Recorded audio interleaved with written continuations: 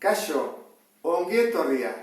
Pentsa dezagun galdetzen digutela progresio aritmetiko batean gai batzuen batura zenbat den. Nola egin daiteke hori modu erraz batean? Hortarako hemen dut progresio aritmetiko bat, 1, 2, 3, 4, 5, 6 argi da, hemendikonea diferentzia bat dela, hemendikonea bat, horrat, diferentzia bat da, progresio aritmetiko bat da. Zenbat da, bat gehi 2, gehi 3, gehi 4, gehi 5, gehi 10 arte. Hasi beharko uneke egiten, ezta?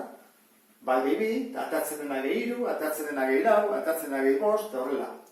Gertara daiteke, esan beharrian batetik 10, esaten digutela batetik 57.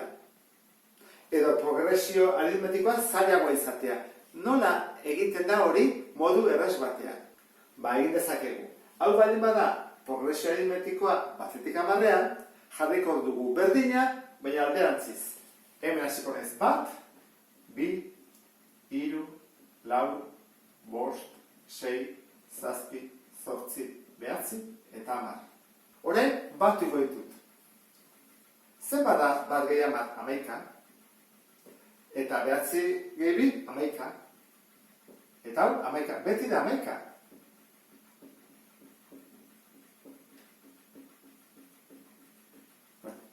Hau erresagoa da batutzen. Zergatik denak berdinak direlako. Eta berdinak direnean biderketa bat bihurtzen da. Hau ze izango litzake? 11 bider 10. Baina zer gertatzen da? Nik egin beharko dut zati 2. Zergatik egin beharko dut zati 2? Ikusten duzu bezala, 2 aldiz batu dutelako progresioa. Egin dut batetik 10 eta berrio batetik 10, orduan hau bikoitza da, doblea da, egin badut zati 2. Horan, egiten badut hau, atatzen zen, 110, zati 2, berdin 55. Horan, batetik 10, nik zenbakiak batutzen behitut, atatzen zen 55. Formula, hemen ikatako dut. 11 nola lortu dut? Lortu dut, lehenengoa eta azkena batutzen. Ikusten duzu? Bat, gehi 11. Horan hartuko dut. Lehenengo gaia, batuko dut, azkena, n dela, 10 baldin badia, azkena da 10, 12 baldin badia, azkena da 12, eta bidertu dut, zerrekin 10, eta 10 zer da, zenbat diran, n, eta bider. Hau izan bezateke formula. Orduan izango ditzake, lehenengo gaia, gehi azkeneko gaia, parentesi artean, bider zenbat diran, zati 2. Eta erauntara, egingo genuke batuketa oso azkarra. Hortarako adibide batzuk egingo ditugu. Hemen 2 ariketa ditugu. Batetik zenbaki osoekin eta bestetik zatikekin. Ea nola teatzen zaigu. Jartzen du, lehenengo 20 gaiak batu. Horra dugu, 8, 12, 16, 20, 24, 28, hemen pila bat daude. 20 batu behar ditugu. Progresio aritmetiko bat alda, gusten dugu, gehi lau, oso ondo. Hau bai da, progresio aritmetikoa. Orduan, lehenengo formula honetarako ikusi behar dugu, zer behar dugu. Lehenengo gaia, badakigu. Horra, abat, badakigu. 8 dela. N, zenbat batu behar ditugu 20. Orduan, n badakigu 20. Eta AN da A20 garrena. Ezta? Lehenengoa gehi azkena. 20 garrena badakigu zen baden? Ez. Orduan, hori aurkitu behar dugu lehenengo. Eta hori dakigunean, formula hau erabili dezakegu. Orduan, 20 garrena jakiteko, zer behar dugu? Gai orokorra.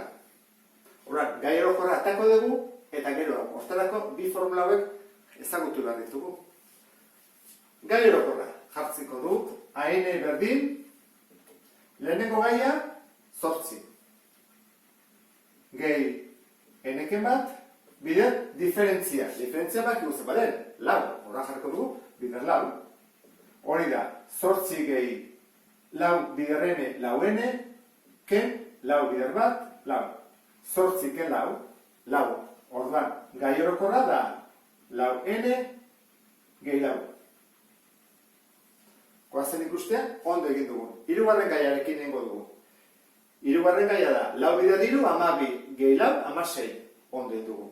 Horran, gai orokorra balen bakigu, orain, atea dezakegu, 20. gaiaren balioa. Zer egiten dugu, eneren ordez jarri 20. Orduan da, lau bider 20, gehi lau. Lau bider 20, 80, gehi lau, 84. Orduan, behar dugun guztiak badugu. Lehenengo gaia, azkeneko gaia, eta 20 direla. Ese, 20, berdin, lehenengo gaia, 8. Azkeneko gaia, 84.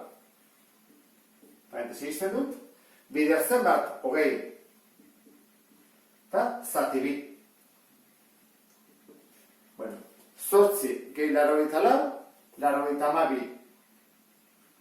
Eta ingo dudana gauza bada. Ez dute ingo bider 20 gehi zati bi. Ingo dut, 20 zati bi, 10 dela. Horra da, bider 10. Eta izango ditzake, 920 batura. Ikusten bezin bezala, formula honekin, nahiko azkar batu ditugu lehenengo 20 gaiak.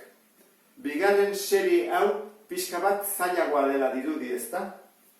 Ikusten bezin bezala, zatikiak daude.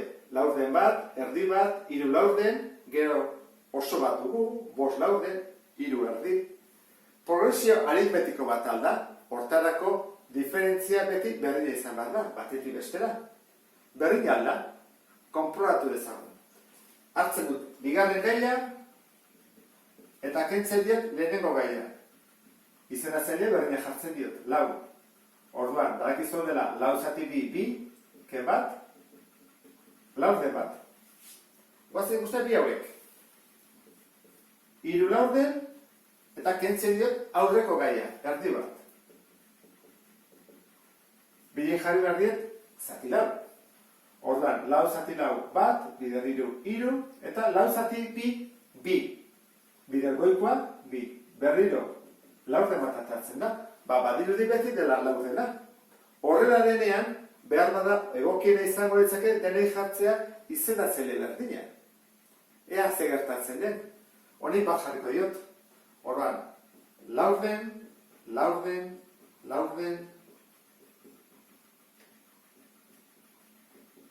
ea, honeko jandu bat, honeko jandu 5, honeko jandu 3. Zer da, lau, zati bi, bider bi. Lau, zati bat, lau, bider lau. Lau, zati bi, bider 6. Bueno, ikusten da horren, progresio aritmetikoa dela, ezta? Beti dekoa, laurden bat gehiago. Orduan, hori jakin da, neko erresa da, ez? Nik uste dut, ateatzea, hemendik behar ditugun 3 gauza. Lehenengo gaia, zein da laurden bat? Bigarrena, zenbat dira? Lehenengo 10 gaiak, ene, 10 gai dira.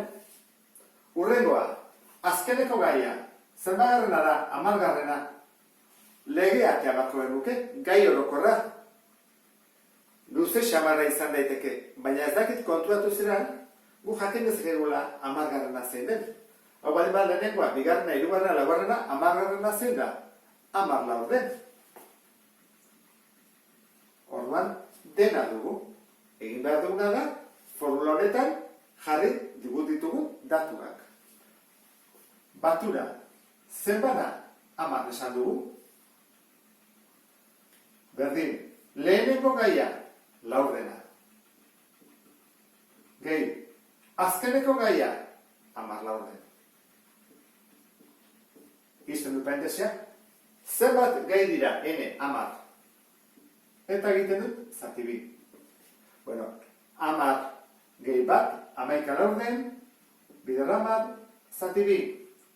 Bueno, hau, jakiko duzu egiten, ezta?